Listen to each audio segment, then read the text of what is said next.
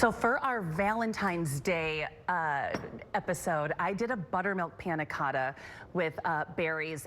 Panna cotta is so easy, but it sounds fabulous and it sounds bougie and it's so delicious. And today I'm gonna make a vanilla bean panna cotta. I'm gonna show you how to do it. It's so easy. And then some of my beautiful sour cherries from my trees. So I gotta use them up. I have 14 gallons, so you're gonna see a lot of cherry recipes coming up. First, let's get our stuff started here, starting with the gelatin. Now, what I love about panna cotta, it's a custard technically, but it's not thickened with eggs, it's thickened with gelatin, and it's so easy. So what I'm gonna do, 3 tablespoons of water. I'm gonna do that right away.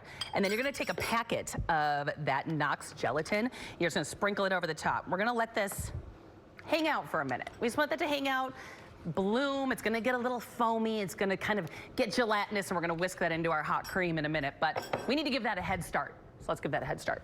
Now, over here, I have 2 cups of heavy cream.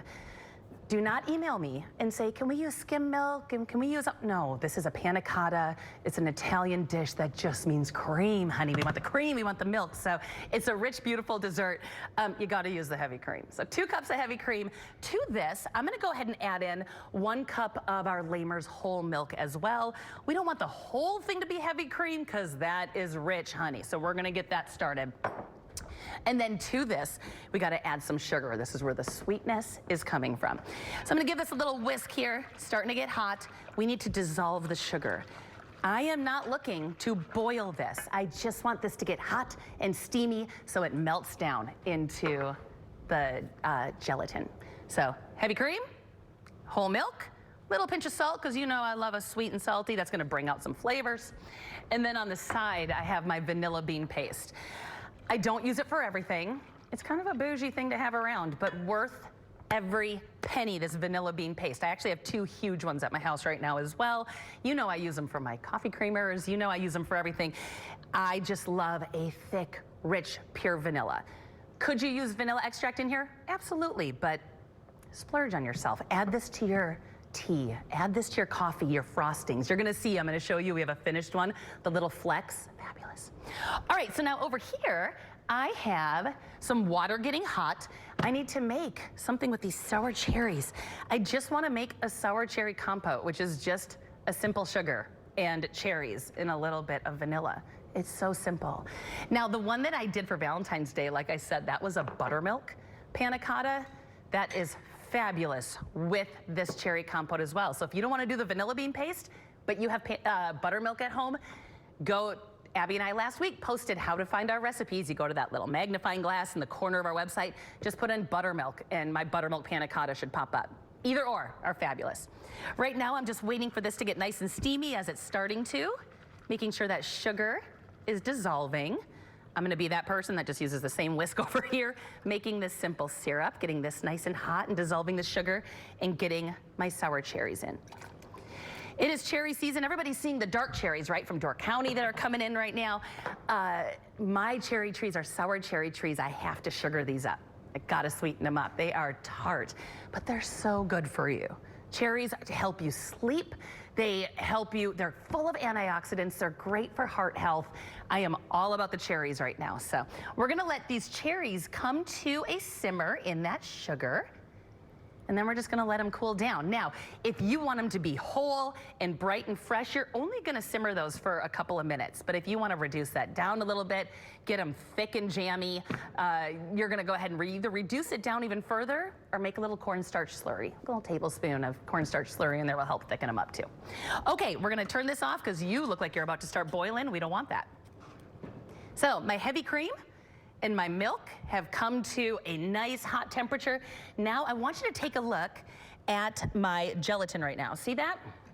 Well, you can't probably really see it very well, but it bloomed in there, and now you've got this chunky gelatin ready to go in. Let's get this in so it starts dissolving. Just like that. And now we're gonna whisk the daylights out of this because I don't want any lumps. Now, when I make panna cottas, I make a lot of panna cottas at Gather.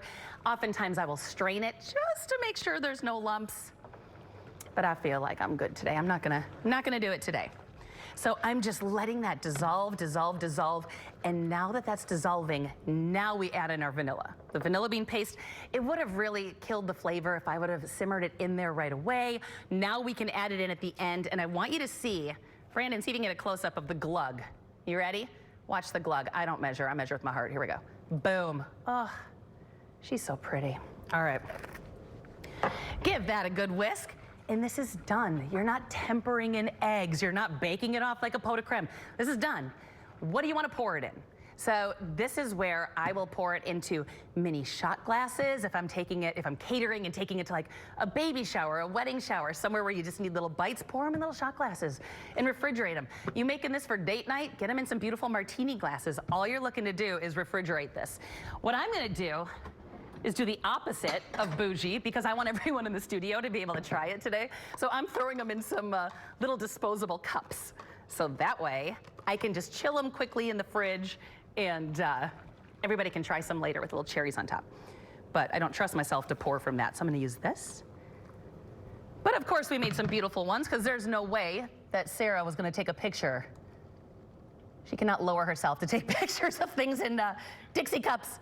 So this is just for the staff, but let me show you what we have going on here. Oh, am I melting stuff? It's hot, huh? Abby's in my ear going, you're gonna melt those cups. We'll give it a minute. I'll show you the pretty one. All right, so now we poured these. They set for a couple hours. They're jiggly, that's what you want. You want them just a little bit jiggly. I don't know if you can see that or not. My cherries are boiling, but we have some ready to go here.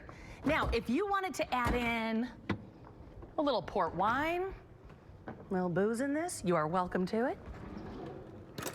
But now I've got this beautiful light, you can't see it, I'm sure Sarah's gonna get a photo of it later. You see the white flecks, or the black flecks going all through it from that vanilla bean, just elevating your everyday dishes.